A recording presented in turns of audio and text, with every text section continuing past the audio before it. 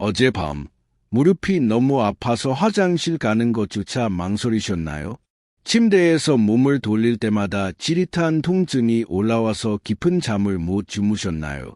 날씨가 조금만 변해도, 비가 오려고만 해도 무릎이 먼저 알려주는 그런 고통, 정말 견디기 힘드시죠? 병원에 가면 주사 맞고, 약 먹고, 물리치료 받고, 그때뿐이고 며칠 지나면 또다시 똑같은 통증이 찾아옵니다. 그런데 만약 집에 있는 아주 흔한 두 가지 재료만으로 그 무릎 통증을 크게 줄일 수 있다면 어떠실까요? 저는 서울대학교 의과대학을 졸업하고 38년간 정형외과 전문의로 일해온 정명호입니다. 올해로 71세가 되었고, 제가 오늘 여러분께 소개해드릴 방법은 바로 소주와 특별한 재료 하나를 활용한 무릎 통증 완화법입니다.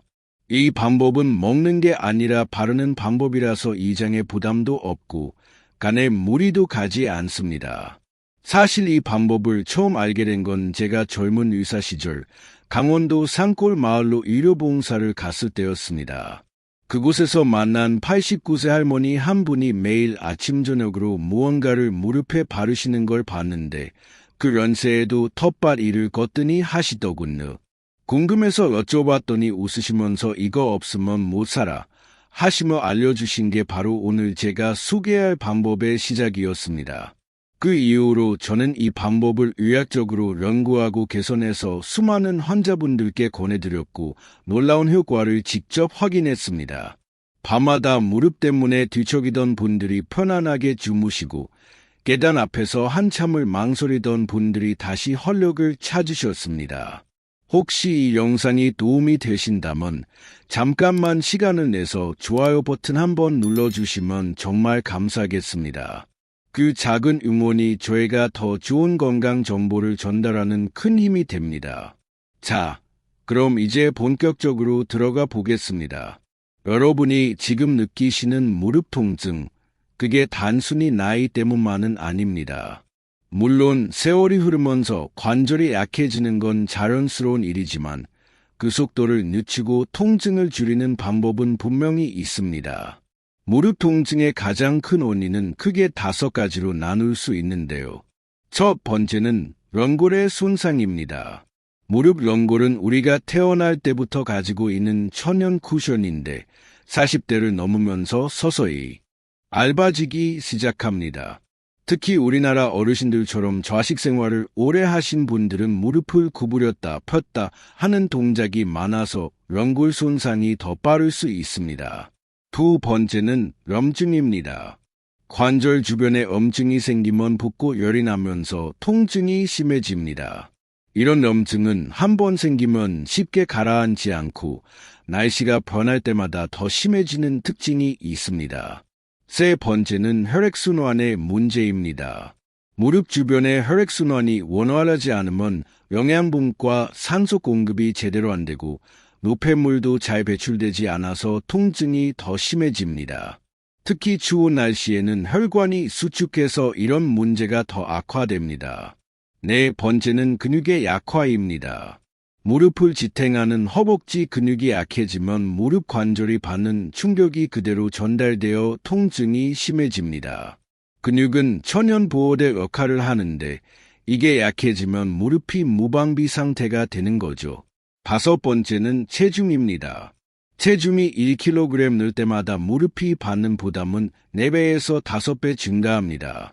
즉, 5kg만 늘어도 무릎은 20kg 이상의 추가 부담을 짊어지는 셈입니다. 그런데 여기서 잠깐, 혹시 여러분은 이 5가지 중에서 몇 개나 해당되시나요? 아마 대부분 2-3개 이상은 해당되실 겁니다.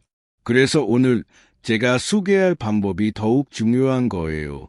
이 방법은 이런 원인들을 동시에 개선할 수 있거든요. 그럼 이제 그 비밀의 재료를 공개하겠습니다. 바로 생강입니다. 네, 맞습니다. 우리가 매일 부엌에서 보는 그 평범한 생강 말입니다. 하지만 이 생강을 소주와 함께 특별한 방법으로 사용하면 그 효과는 결코 평범하지 않습니다. 제가 처음 이 방법을 접했을 때도 반신반의했습니다. 그저 민간요법 정도로만 생각했죠.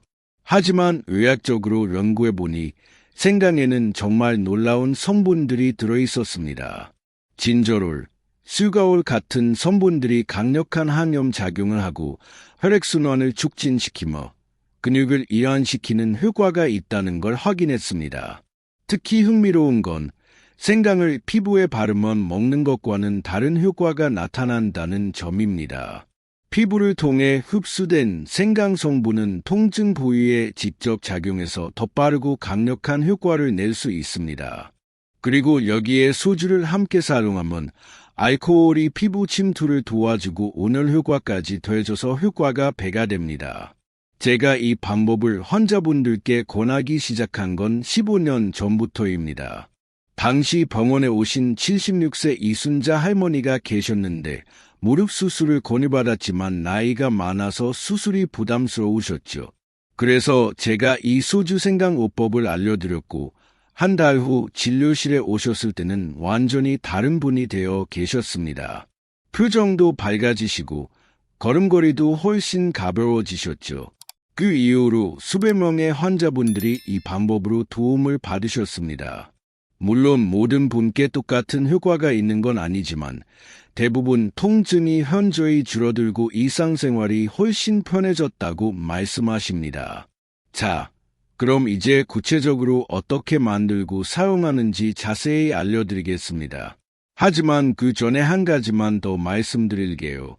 이 방법은 정말 간단하고 비용도 거의 들지 않지만 꾸준히 해야 효과를 볼 수 있습니다. 한두 번 해보고 안 된다고 포기하시면 안 됩니다. 먼저 준비물부터 말씀드리겠습니다. 필요한 건 단 두 가지, 소주와 생강입니다. 소주는 우리가 흔히 마시는 일반 소주면 충분합니다. 도수는 17도에서 20도 정도가 가장 적당합니다. 너무 도수가 높으면 피부에 자극이 될 수 있고 너무 낮으면 효과가 떨어질 수 있습니다. 생강은 되도록 신선한 것을 구입하세요. 표면이 매끄럽고 단단하며 향이 진한 것이 좋습니다. 시장에 가시면 국산 생강과 중국산 생강이 있는데 가능하면 국산 생강을 추천드립니다. 가격은 조금 비싸지만 향과 효능이 더 좋습니다. 이제 만드는 방법을 알려드리겠습니다. 먼저 생강을 깨끗이 씻어주세요. 솔로 문질러서 흙이나 이물질을 완전히 제거합니다. 그 다음 껍질을 벗기는데 칼보다는 숟가락으로 긁어내는 게 좋습니다. 껍질만 얇게 벗겨지고 과육 손실이 적거든요. 껍질을 벗긴 생강은 2mm에서 3mm 두께로 얇게 썰어줍니다. 너무 두꺼우면 성분이 잘 우러나지 않고 너무 얇으면 금방 물러질 수 있습니다. 썰 때는 걸대로 썰어주시면 더 좋습니다.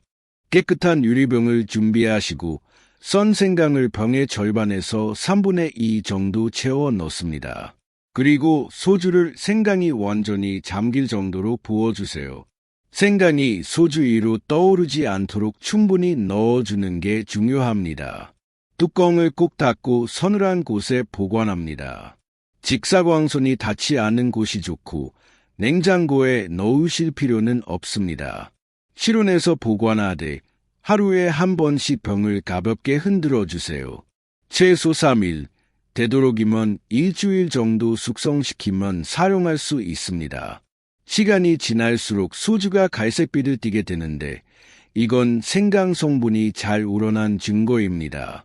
여기서 중요한 건 이 소주 생강액은 절대로 마시는 게 아니라는 점입니다. 오직 무릎이나 아픈 관절 부위에 바르는 용도로만 사용하셔야 합니다. 자, 이제 한국 건강 비법 시간입니다. 제가 특별히 준비한 무릎 건강을 위한 한방 찜질법을 알려드리겠습니다. 이건 소주 생강액과 함께 사용하면 효과가 더욱 좋습니다. 재료는 쑥 한 줌, 굵은 소금 한 컵, 그리고 먼 주머니나 수건입니다. 먼저 쑥을 깨끗이 씻어서 물기를 빼고 굵은 소금과 함께 프라이팬에 넣어 약한 불에서 5분 정도 볶아줍니다. 쑥에서 향이 나기 시작하면 불을 끄고 뜨거울 때면 주머니나 수건에 싸서 무릎에 올려놓습니다. 너무 뜨거우면 화상 위험이 있으니 처음엔 수건을 한 겹 더 대고 온도를 조절하세요.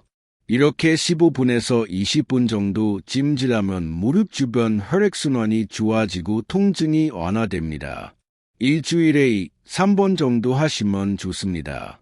이제 다시 소주 생강액 사용법으로 돌아가겠습니다. 사용하기 전에 먼저 무릎 주변을 깨끗이 씻어주세요. 따뜻한 물로 씻으면 모공이 열려서 흡수가 더 잘 됩니다. 물기를 완전히 닦아낸 후 깨끗한 화장솜이나 거즈에 소주 생강액을 충분히 적셔줍니다. 그 다음 무릎 전체에 골고루 발라주는데 이때 너무 세게 문지르지 마세요. 살살 두드리듯이 발라주면서 피부에 스며들게 합니다. 특히 무릎 안쪽과 바깥쪽, 그리고 슬개골 주변을 꼼꼼히 발라주세요. 바른 후에는 손바닥으로 무릎을 감싸고 시계 방향으로 천천히 마사지해줍니다. 이때 손에서 나는 체온이 흡수를 도와주고 마사지 효과로 근육도 이완됩니다. 3분에서 5분 정도면 충분합니다. 마지막으로 랄른 수건이나 무릎 보호대로 감싸서 보온해주면 효과가 더 오래갑니다. 하루에 아침, 저녁 2번, 특히 자기 전에 하시면 밤새 편안하게 주무실 수 있습니다. 제가 진료했던 81세 박정식 할아버지는 이 방법을 3주간 꾸준히 하신 후 아침에 일어날 때 그 지긋지긋한 뻣뻣함이 사라졌다고 하셨습니다. 전에는 침대에서 일어나는 데만 10분이 걸렸는데 이제는 훨씬 수월해졌다고 기뻐하셨죠. 또 다른 환자분인 74세 김영애 할머니는 비 오는 날이면 어김없이 찾아오던 무릎 통증이 많이 줄었다고 하셨습니다. 특히 밤에 통증 때문에 자주 깨던 것이 없어져서 수면의 질이 좋아졌다고 말씀하셨습니다. 하지만 여기서 중요한 건 이 방법만으로는 한계가 있다는 점입니다. 무릎 건강을 진짜로 지키려면 생활습관 전체를 개선해야 합니다. 첫째, 적절한 운동이 필수입니다.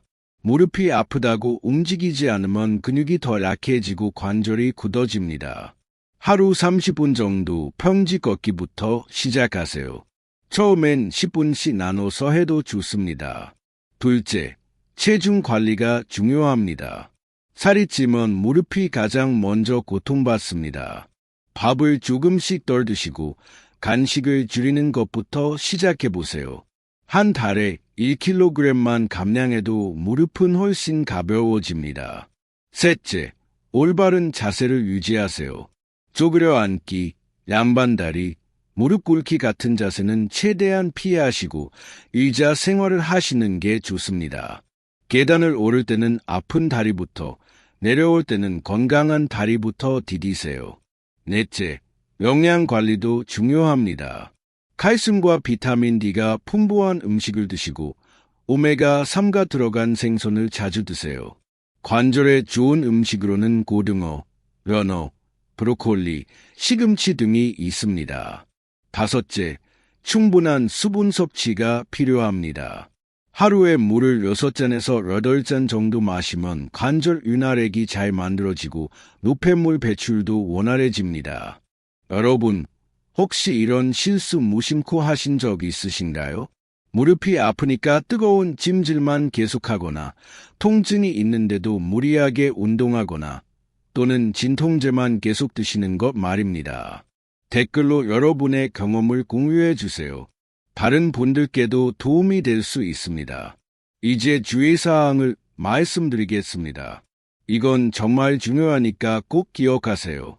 첫째, 피부에 상처가 있거나 습진, 피부염이 있는 부위에는 절대 바르지 마세요. 알코올 성분이 자극이 되어 더 악화될 수 있습니다. 둘째, 사용 전에 반드시 패치 테스트를 하세요. 팔 안쪽에 소량을 발라서 24시간 동안 관찰하고 빨갛게 변하거나 가려우면 사용하지 마세요. 셋째, 하루에 2회 이상 사용하지 마세요. 과도한 사용은 피부 건조와 자극을 일으킬 수 있습니다. 넷째, 급성염증이 있을 때는 사용을 피하세요. 무릎이 빨갛게 부어오르고 열이 나면 먼저 병원 진료를 받으셔야 합니다. 다섯째, 당뇨병이나 혈액순환 장애가 있는 분은 의사와 상담 후 사용하세요. 감각이 둔해져 있어서 화상이나 피부 손상을 모를 수 있습니다. 제가 경험한 안타까운 사례를 하나 들려드리겠습니다. 77세 채모 할아버지가 이 방법이 좋다고 해서 하루에 5번, 6번씩 바르셨답니다. 심지어 밤에 일어나서까지 바르셨다고 하더군요. 결과는 어떻게 되었을까요? 2주 만에 무릎 주변 피부가 심하게 건조해지고 갈라져서 오히려 더 고생하셨습니다.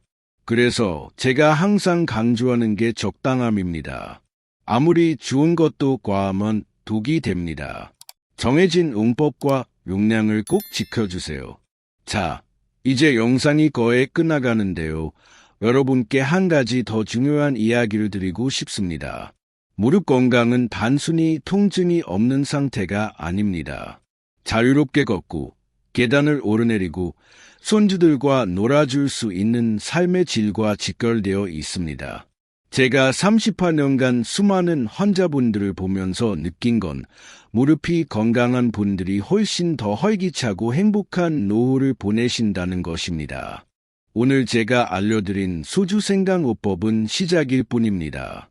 이것과 함께 꾸준한 운동, 체중 관리, 올바른 자세, 균형 잡힌 영양 섭취가 함께해야 진정한 무릎 건강을 지킬 수 있습니다. 혹시 여러분이나 주변 분들이 무릎 통증으로 고생하고 계시다면 오늘부터라도 시작해보세요. 처음엔 귀찮고 효과가 잘 안 보일 수도 있습니다. 하지만 2주, 3주 꾸준히 하다 보면 분명 변화를 느끼실 겁니다. 제가 아는 85세 이모 할머니는 작년까지만 해도 지팡이 없이는 걷기 힘들어 하셨는데 이 방법을 6개월간 꾸준히 하신 후 지금은 동네 마실도 다니시고 새벽 운동도 나가십니다. 그분이 제게 하신 말씀이 아직도 기억납니다. 선생님, 다시 걸을 수 있다는 게 이렇게 행복한 일인지 몰랐어요. 여러분도 포기하지 마세요. 나이가 들었다고, 이미 늦었다고 생각하지 마세요. 지금 시작하는 작은 노력이 1년 후, 5년 후, 10년 후 여러분의 삶을 완전히 바꿀 수 있습니다. 그리고 한 가지 더, 이 채널의 회원이 되시면 매주 새로운 건강 비법과 특별한 정보를 먼저 받아보실 수 있습니다. 무릎뿐만 아니라 어깨, 허리, 손목 등 관절 건강 전반에 대한 유용한 정보를 계속 전해드리고 있으니 많은 관심 부탁드립니다. 마지막으로 오늘 영상이 도움이 되셨다면 좋아요 버튼 꼭 눌러주시고 무릎 아픈 가족이나 친구분들께 이 영상을 공유해주세요. 여러분의 작은 나눔이 누군가의 고통을 덜어줄 수 있습니다. 무릎은 우리 몸의 기둥입니다. 이 기둥이 튼튼해야 우리의 일상이 편안하고 행복할 수 있습니다. 오늘 알려드린 방법들이 여러분의 무릎 건강을 지키는 데 조금이나마 도움이 되기를 진심으로 바랍니다. 여러분, 오늘도 건강하고 행복한 하루 보내세요. 그리고 이 영상이 마음에 드셨다면 지금 화면에 보이는 다른 영상도 꼭 시청해보세요. 이 채널의 구독자분들을 위해 따로 준비했습니다. 감사합니다.